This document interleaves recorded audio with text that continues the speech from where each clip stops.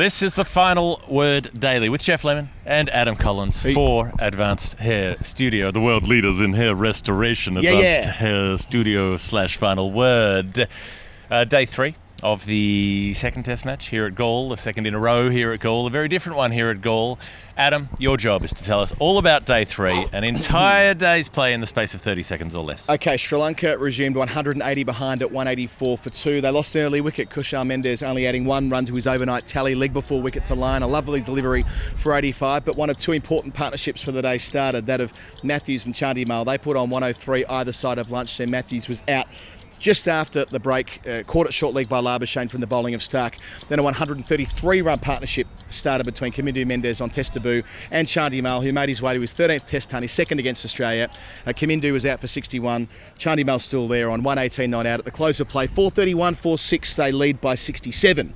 Pretty good. Haven't done that in a while. That felt good. Yeah, it felt good. I think it might be like a 32. Yep. It might have just slipped past, but it was close. Only 4 wickets in today. 4 wickets in the day, and Sri Lanka made Australia work today. They made Australia work yesterday. That's 2 good days back to back. Now, this is significant when you look at how absolutely towed up they got the Sri Lankans in the first test here. It was done before lunch on day 3, as we've talked about plenty of times. They had all the changes, all the COVID subs, all of the new players coming in, 3 debuts here, all of the rest of it going on, and they still turned out 2 good days in succession. Bowled the Australians out quickly in the morning on the second day, put together a decent amount of runs, but it was still a position where if the Australians ran through them, they'd still have a lead. Yeah. And just slowly and surely over the course of the day, the Sri Lankans took themselves into the lead. They made Nathan Lyon toil. He went off for breaks to have cramps looked at, and his back looked like it was hurting, and he was wheeling away. At one stage, he was 1 for 150 plus. He picked up another wicket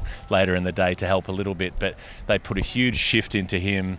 Mitchell Swepson occasionally looked dangerous into footmarks, but often wasn't. And they saw out the quicks. They did a really good job at just outlasting this Australian bowling lineup. Yeah, 59 overs in the first innings last week, 22.5 in the second, and with all of the disruption that you described before, the 4 coveted players who couldn't turn out, the 3 debutantes, the broader circumstances of Sri Lanka, we mentioned in our episode a couple of days ago that you can't divorce what's going on in wider Sri Lanka with what's going on in the Sri Lankan dressing room, can you? I mean, they're just human beings, right? So they were here for the extraordinary protest yesterday, and of course we spoke about that at great length. So with all of that in mind, Bharat made a good point on commentary that if they go away and win this test match, it'll be every bit as impressive as when India turned the tables on Australia after being bowled out for 36 and losing Kohli and losing Shami and winning at Melbourne a couple of weeks later. They won't get the plaudits for that, Sri Lanka, if they pull off this. And look, they're a long way. A lot of water to go under the bridge. They're ahead by 67.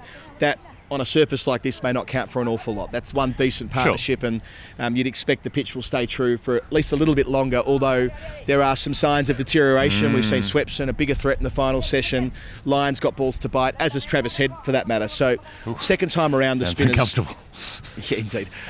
So Travis Head will... Geoff. It will only get harder here in the 3rd and 4th innings of the test match, which reinforces why it's so important that Sri Lanka take this lead of 67, turn it into 100, 120, 130 and put themselves really in the driving seat. So job not yet done. Chandimal though, 13th test ton, had to wait a long time for ton number 12, then saluted against Bangladesh in Dhaka a couple of months ago, so his 2nd century in 4 innings. And when you consider he was out first ball of the first innings last week to Swepson and out in sort of comical circumstances to Travis Head in the second, comical because it was Travis Head and his first test wicket and all the rest of it, to bounce back the way that he did today after a skittish start was most admirable. Well, in a way, the fact that he bounced back in Bangladesh with that 100, that was the Dakar rally, and this was the next leg. This was 2 centuries in 4 innings. Whatever comes after the Dakar rally, I'll push you on that. I've no idea. I mean, they go from Paris to what do they go after Dakar? I don't know. What do you do when you're done in Dakar? Figure that out for yourselves. This is not a desert racing podcast. This isn't a Bangladesh tourism podcast. It's not a Bangladesh tourism Go to Chittagong. Go to Chittagong. Chattergram. Lisa needs braces. Look. Missed my cue there. What am I doing? I'm losing my vibe. You're losing your touch. Yeah. Am I losing my touch? I got a reference about Cake the Distance into the commentary today as well. So, look, I got an Oasis reference in when ending our, the end of the thing. all electric. Yeah, all electric. She's electric. Got a family full of eccentrics. I was quite happy with that too. And all electric. That's us standing out here with the sun going down. So look, maybe I'm losing my thread here, but let's take it back to the start. Kusal Mendes out early after playing really well. That means he got two players, Karan Ratne yesterday, Kusal Mendes today, getting into the 80s and then getting out. And, things could have gone ropey from there, but then it was the old firm. It was Angelo Matthews and it was Dinesh Chandimal coming together. And Chandimal looked a bit ropey at times. Matthews actually looked really solid most of the time, played the reverse sweep a little bit. But basically they just played sensibly. They weren't rushed, they weren't hurried, they didn't worry about the scoring rate, they just picked up singles. Chandimal going through for 100, not only 9 boundaries in his 100, he hit 1-6 as well, but 9 fours. So he didn't go after the bowling much, but he just gathered and collected. And even as he worked his way through the 90s, he did the same thing. He was on 96, he didn't go for the boundary, he just went to 97, to 98, to 99, to 100, just knocking singles around. There was such poise about the way he batted, the way Matthews batted as well for his half century, and then the way that Kamindu Mendes on debut came in. This is the left arm, right arm bowling fella who doesn't need to do that or hasn't been called upon to bowl, but he's a left-handed bat, and he looked beautiful. He looked $1 million. Yeah, absolutely. I'll just go back a bit of territory you've dealt with there. First of all, Kusal Mendes started on 84 this morning. He could have been out 3 times in 10 minutes because line bowled so well. He went past the inside edge, not far from the off stump. Mm-hmm. A very close shout for leg before that was like umpire's call with like 46% of the ball hitting the stump. Mm-hmm. And the identical delivery, bit more spin, bit less bounce, traps him in front, caught on the crease. So fabulous work from Nathan Lyon, who had a tough day yesterday, only bowled 1 maiden to look so threatening early on. As you meant to as the number 1 spinner, but it's not always easy to back up, and there probably is some baggage for Lyon when it hasn't gone well in this part of the world. Sometimes, occasionally, it has fallen away, but he stuck to his task today, and that was commendable. With the Chandimal start... It was Kamindu Mendesable. There you go. Chandimal's start, he plays a ridiculous shot before scoring. He puts his foot down the middle of the pitch to Pat Cummins. I think it was Pat Cummins. A ball about 2 feet outside the off stump. If he nicks that, he's probably getting dropped. It would have been such a bad shot. Gets through that little stutter, hits a 6 with about his 5th ball, hits a boundary on about his 7th. Doesn't hit another boundary till he was on about ball 100. He was sort of 26 off 90 odd and going into that rhythm that you're describing there, alongside Angelo Matthews in that aforementioned stand of 103. So he found a tempo that worked for him. Yeah, there occasionally were some controlled risks, but for the most part, he played the role of the senior pro. He played the role of the former captain. What you're meant to do if you're playing after being the captain, you're meant to be the sensible head on the shoulders. And in both he and Matthews' case, they managed that really nicely. Unfortunate that Matthews couldn't go on with it, but he was undone by, well, again, similar to the first session, there was a moment at the very start of it where Stark had a shout for leg before that was umpire's call, and Australia had burnt their reviews by that point anyway, so it was a moot point. But then 2 balls later, he gets one to rear up, hit the inside part of the bat onto the pad, and Labuschagne diving away to his left. He is a fabulous short leg fielder, and pretty much every opportunity he gets in there, he makes them count. He's a fabulous short leg fielder, except that puts him close to the stump microphones, which means we have to listen to him all day. I'm finding him easier to listen to now on commentary. I used to find it a battle, but I think I've grown conditioned to his special comments adding to our commentary. We're trending in the opposite direction. So you've given in. You've just got Mana's fatigue, and you just let it wash over you. Yeah. I'm getting less and less resistant. I'm like, I don't know, kids with peanuts or something. The allergy just gets worse as you go along. I need an EpiPen to carry around. But you talked about the controlled risks with Chandimal. There were a couple of times he came down the pitch and hit the spinners over the top. There was a period, and I really liked this one, where Cummins was going short ball attack against him because they just didn't have a whole lot of opportunity. They had to try every possible variation of things. Concentrate. Trying to organise a date for later. Yeah, I know. With the guy you might have heard of. Yeah, look, we'll leave that to your imagination.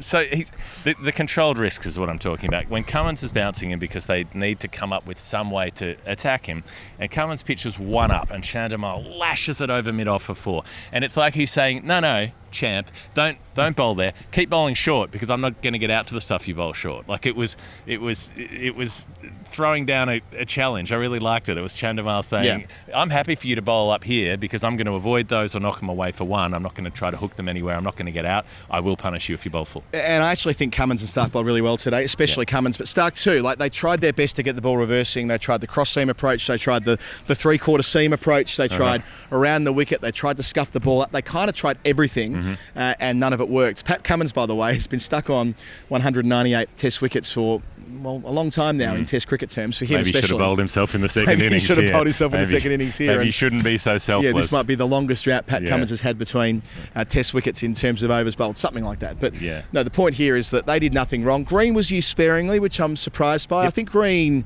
kind of backing over a point from a few days ago, he could have been the second seamer here, and he would have done a perfectly admirable job. I acknowledge, though, that having a second seamer has been useful for the rotations for Pat Cummins, because it's not a Bunsen burner, far from it. Yeah, but why not use the third one? I mean, Travis Head's bowled more than Cameron Green, hasn't he, in this match? And indeed, we saw Labuschagne bowl some fairly probing overs when he got thrown the ball. He bowled well. One criticism I'd issue of how Labuschagne's being used, he bowled 2 overs in the Karachi fourth innings, bowled 3 today. He gives it a rip. He's landing them better than at any stage in his career, from what I can detect. Consistently. He's bowling a lot at county level. I know some of that seam up, but he's getting a lot of overs into him. It's not as though he's like golden arm part-timer, throw it to him to break up a partnership. He's not Alistair Cook. Yeah. He's not doing impressions. Yeah, you can build him into the rotation, I think, a little bit more than he is, but that might also go to Lyon's fitness and resilience and experience. So he bowled some really long spells today, and he was clearly somewhat injured. He came off the field, 5 or 6 times. Glenn Maxwell was fielding quite a lot in that new baggy green of his. It's probably a Hall of Fame, really, but the new baggy green he's had issued after the previous one got eaten by moths. That got a bit of a workout. And Maxie going around patting everyone on the arse and encouraging everyone along, as he does. He was playing the team role despite being 12th man. Yeah, he was very enthused about getting out there in the huddles and pats on the back and all the rest of it. But look, it was good seeing this Australian bowling attack get tested, and it was good seeing some resistance, And then you have the thing that they really stuffed up, burned all their reviews early. And I know we talk on this show about the linearity of time and how certain deliveries wouldn't have happened after, if you change the past, then the future changes. But one thing that you can say is Headingley 2019 theory. Sure, but once you have burned all your reviews, what you guarantee is that anything after that you could have reviewed, I know the thing after that wouldn't exactly have existed, but if you burn all your reviews early in innings, there will be times when you might want one and you won't have one. Well, Chandimal, case in point. So there was that short ball he tried to uppercut, got the edge through. The Australians were convinced. Labuschagne was screaming at umpire Dharmasena. Right. The finger doesn't go up. Yeah. He did hit it.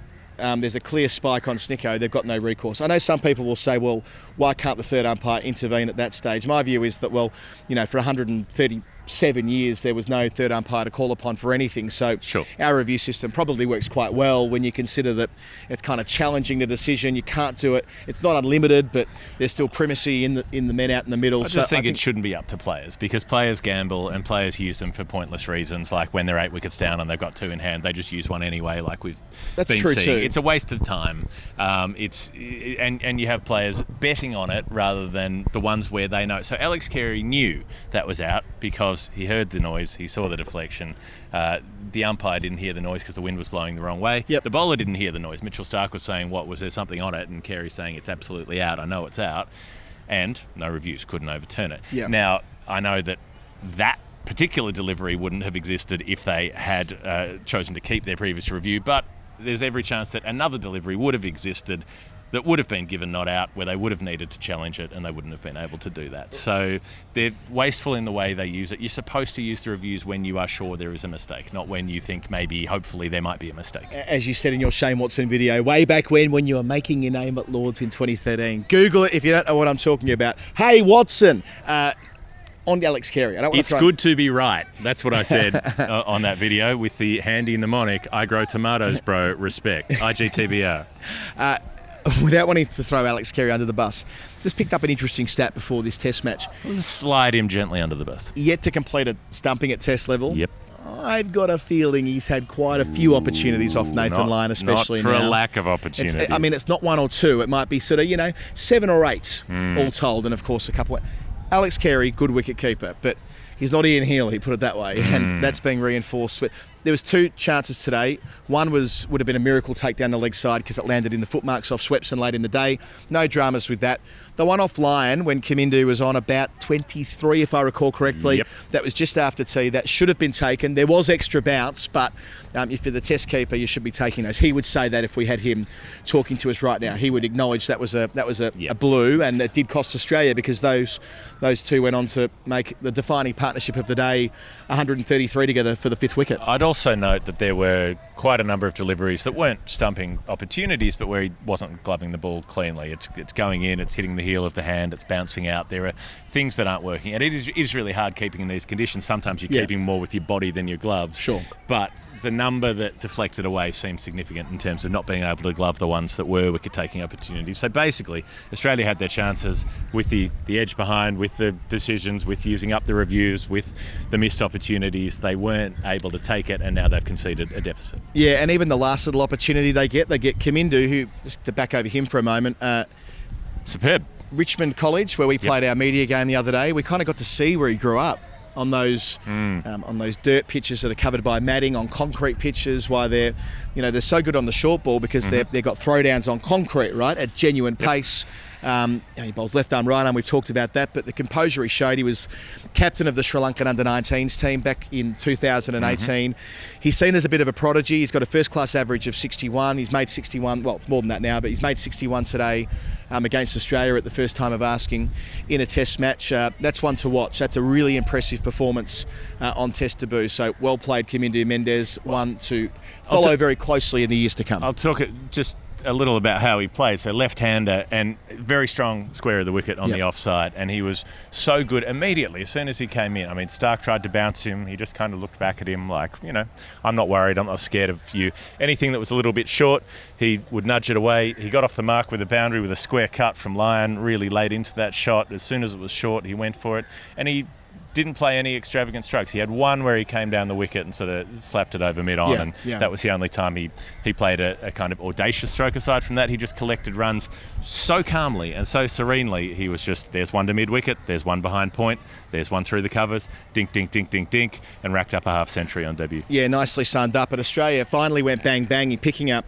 Kamindu, and then 2 overs later getting Dick Weller to a brain explosion, dancing down the track to a ball, which is fine, by the way. You're allowed to dance, but if it's a foot and a half outside the off stump, dance if you want to. Don't put it down. You can leave your friends behind, but your friends can't dance. And if they can't dance, they ain't no friends of mine. Very good. He tried to pop him over mid-wicket, clothed it straight to Pat Cummins, and Lyon finally got rewarded with the 2nd wicket on the day. And, you're thinking that after Swepson and Lyon get those 2 wickets, they're a chance to run through them here. If they get Mendez with around about 45 minutes until stumps, that'll expose 2 men on test debut, Jayasuriya and Theekshana, and then a genuine number 11 in Rajitha. In the end, that didn't happen, and tomorrow they'll come back with a lead of 67, and they'll have one more important partnership to break between Chandimal and Mendez, and then the game might speed up again. Geoff, time for the Final Word Hall of Fame. Final Word Hall of Fame, thanks to the good people at Advanced Hair Studio. AdvancedHairStudio.com/final word for a 15% discount. You too can have hair as impressive as mine or his. Look, let's be honest, your hair's probably not going to go from nothing to as good as mine, but it is possible. It is possible. We're saying there's a chance. What you will get is 100% guaranteed service from the great people of Advanced Hair. Been operating for more than 30 years. 1 million people can't be wrong, Geoff. Yep. 1 million people. It's not 100,000. It's not, it's a big number. It's a bloody big number. 1 million people. And you can get a 15% discount by simply jumping on advancedhairstudio.com/final word. Click the link in the show notes or at the top of the page on YouTube above my shoulder. It's also in the show notes there.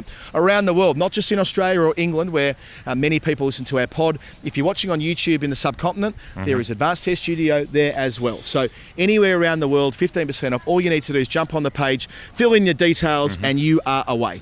That's it. Hall of Fame entries I'd like to nominate. I suppose the Australian bowling effort for working really hard all day yesterday, coming back this morning and getting Mendis out, at which point Mendis comes in. They will have to work really hard to get Mendis out, and then Mendis comes in and they're like, Jesus Christ, this is deja vu all over again. Like, you can't get through the Mendises. There's 3 Mendises in this team. None of them are related. I've checked on that. I've had that confirmed. But Ramesh Mendis is the final Mendis to fall. It's like the levels of boss. If you can defeat the boss Mendis, the level 8 in Super Mario Brothers Mendis, the one who has hammers shooting out of his head, then you too can save the princess from the castle. Too many Mendes on the dance floor. Too many Mendes. It's raining Mendes. It's raining Mendes. Hallelujah. That's better. That would have worked better. Someone like the Flight of the Conchords in the other week. I thought I'd try and shoehorn something in again. Yeah. Right, I'm going to go, first of all, nomination to the Men in Blue. We've seen them in the back of our shot a fair bit. A couple of times today they had to emerge out of their bunker to get the tarpaulin out across the field, the sheets across the field and the car tyres as well, and they did a splendid job on both occasions. Where do they keep them? Well, that's what I'm going to try and find out tomorrow. I want to know where they live because there's about 200 of them, and they are not watching the cricket, or at least they're not watching it in the grandstand. No, so they're not gathered around the boundary line cheering on Sri Lanka. Maybe they should be. Maybe they should be free to cheer. And they should. They're very visible. The only thing I can think is that they're magical and they somehow, because all the covers are blue, maybe they become part of the covers. When they roll the covers up, they're like, remember that little show on ABC with like the plasticine guys that could turn themselves into all different shapes? What's his name? Gumby. No, not Gumby, but like it was like some French-Canadian kind of, it was a precursor to Gumby, and they were like bloop, bloop, bloop, bloop, bloop, bloop, and they didn't actually speak, but they could become all different things. That's what these guys just become the covers. They roll the covers up and then morph into them, and then they pop out of the covers when it rains. Here we are, ready to cover the ground again. Speaking of watching cricket, I've got another one that relates to that. I took my camera, as ever, I handed over commentary to Geoff when a batter was on 96, I think it was at this time, with Chandimal. Yep. Took my camera out to into the players' family and friends enclosure, and hidden in there were 3 of the security officials dressed up in their military uniform who've been helping us, but I'm pretty sure they must be retired militarymen because they're much older, the guys who are doing these jobs, opening doors and helping us with our lunch and all that kind of thing. Lovely service we're getting here at Galle, I should say. And the 3 of them were huddled around one window watching through just above to watch Chandimal get to 3 figures. I took a photo of one of them. It was a beautiful moment watching them respond to Chandimal reaching 3 figures. So that'll live long with me. That was special. And I want to throw in the thing that you mentioned before, the fact that coming into this game, Kamindu Mendis averaged 61 and then today made 61. You said he averages more than that now. He doesn't. He still averages exactly the same because he's made 61 and got out. I'm sure I saw his first class average pop up on I'm just trying to think, is there any way around that? No, you're right. While he was batting, it would have gone up. Okay. And then as soon as he got adjusted out, back to 61. It's now exactly 61. Okay. How perfect is that coming out on test debut and just absolutely levelling it? Laying a marker for the future, perhaps. That has been the final word, and that has been the Hall of Fame. On behalf of advancehairstudio.com/final word, please go and visit their great website they've made for Geoff and me. If you really like the work we're doing, patreon.com/the final word. We'll be making a weekly show as this test match ends before we both jump on a plane to London. Preview, spoiler, it is a 2-hour interview which you're not going to want to miss. We might have to break it into 2, but it's a beautiful conversation with someone that most final word people will know and love. Wow. That's the second time a bird's nearly taken me out in Asia this year after what happened in Pakistan with the kite. Let's leave it there. Let's get out of harm's way. Let's go and watch the Wimbledon final over at the Galle Cricket Club. Final word done and dusted. Sri Lanka in a good position. 67 runs ahead. Until tomorrow, night. See you then.